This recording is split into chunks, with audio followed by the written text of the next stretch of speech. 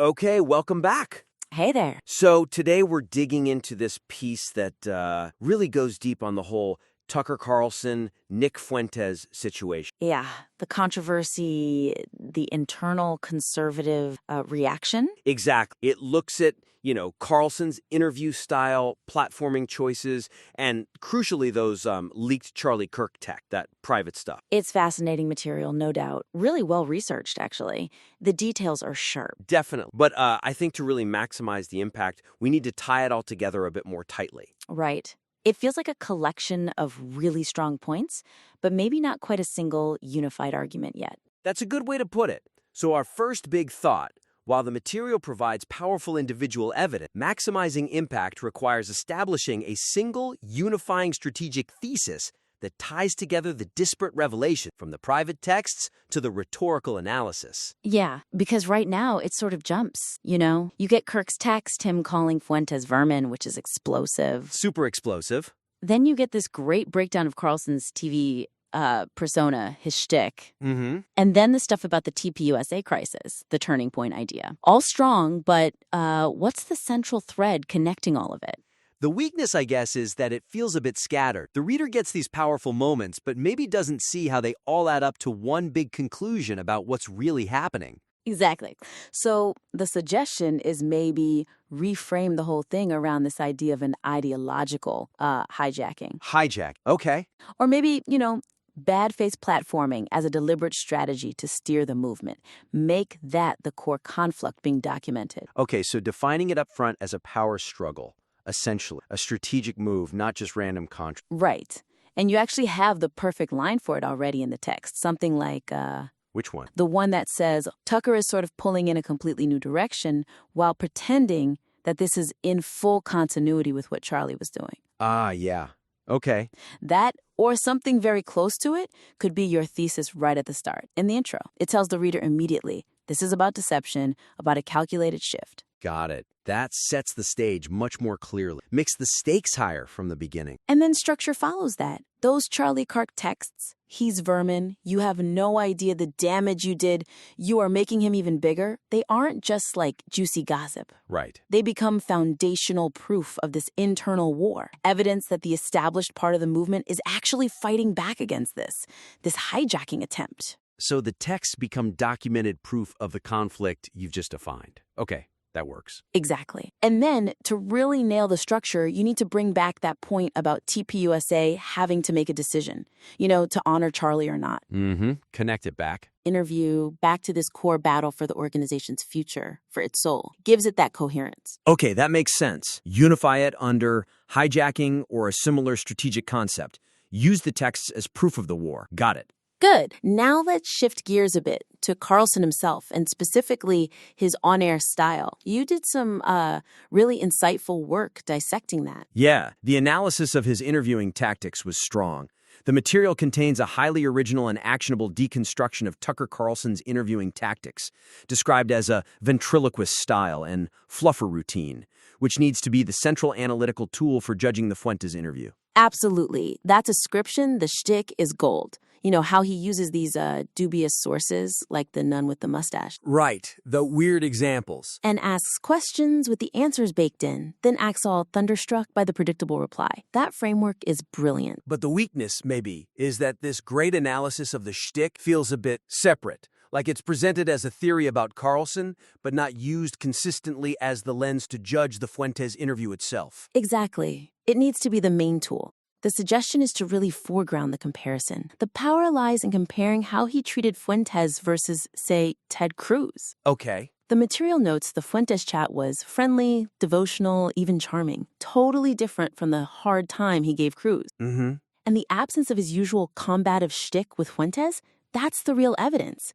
It wasn't an accident, it was a choice. He deliberately put the attack dog persona away for Fuentes. So the lack of the usual fight is the proof of the double standard and the intent behind it. Precisely. So to make that concrete, we think you should explicitly define the two modes he operates in.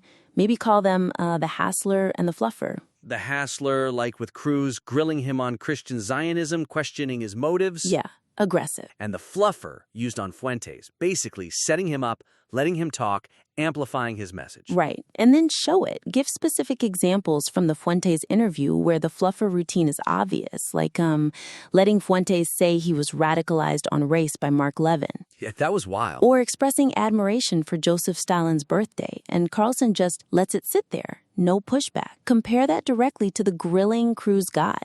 It makes the strategy undeniable. Okay, so forensic comparison using those two defined roles, Hassler versus Fluffer. And you can even use Carlson's own words here. You've got quotes where he talks about his targets. He says something like, "I went and hassled Ted Cruz because he was a worthy target." Right. But then he says he's not going after MTG because she's most sincere. That contrast perfectly shows the selective application of his aggression. He hassles who he wants to diminish and fluffs who he wants to promote.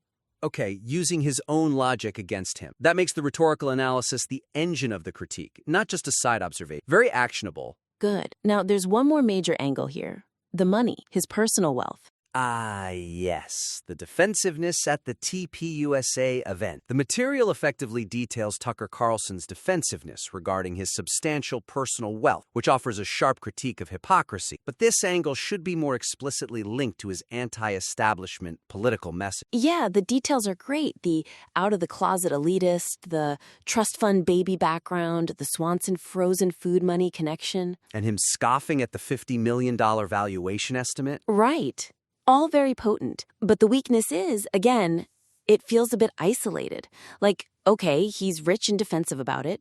So what? How does it connect to the bigger political argument? It risks feeling like just, ad hominem or trying to paint him as a bad guy because he has money. Exactly. We need to make it strategically relevant. The suggestion is to use his wealth as crucial context for judging his credibility when he goes on these anti-establishment rants. Okay, how so? Well, when he attacks the neocons or the Christian Zionists, saying he dislikes them more than anybody, calling their views a brain virus, how credible is that coming from someone so deeply embedded in the elite he claims to despise?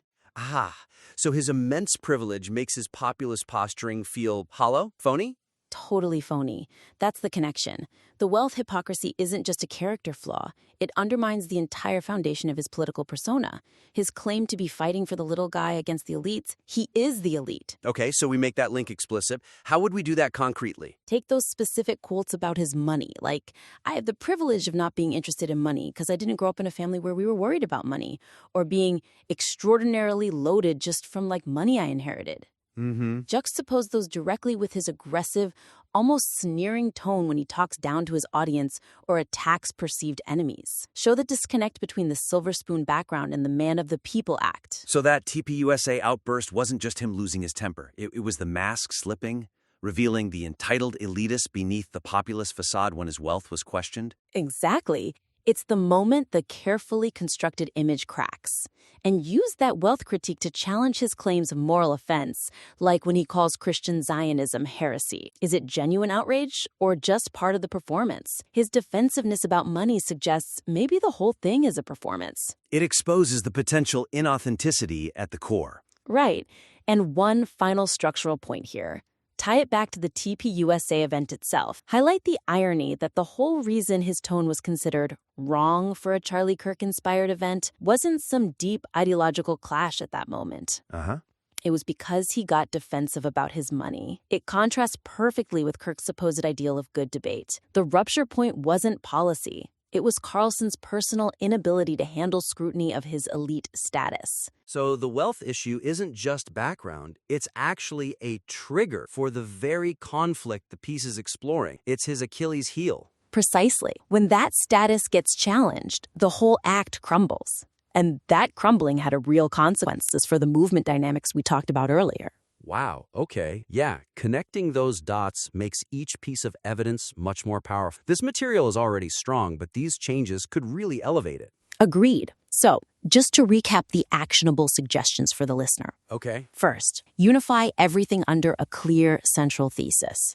Something like ideological hijacking or strategic divergence. Make the whole piece about that internal war from the outset. Right. Frame the conflict clearly up front. Second, really lean into that brilliant rhetorical analysis. Use the Hassler versus Fluffer framework consistently to compare Carlson's treatment of different guests. Make that the primary tool for proving the strategic double standard. Got it. Systematically apply the shtick analysis. And third, weave the wealth hypocrisy directly into the political critique. Use his elite background and defensiveness about money to undermine his anti-establishment credibility and expose the potential phoniness of the whole populist act. Connect the personal wealth to the political persona to challenge its authenticity. Exactly. Those three shifts, we think, will turn this from a series of powerful insights into a truly cohesive and, frankly, devastating argument. Excellent. Really strong suggestions. We're definitely looking forward to seeing how this piece develops with these points in mind. As always, please feel free to submit the revised material back for another round. Yeah, can't wait to see the next version.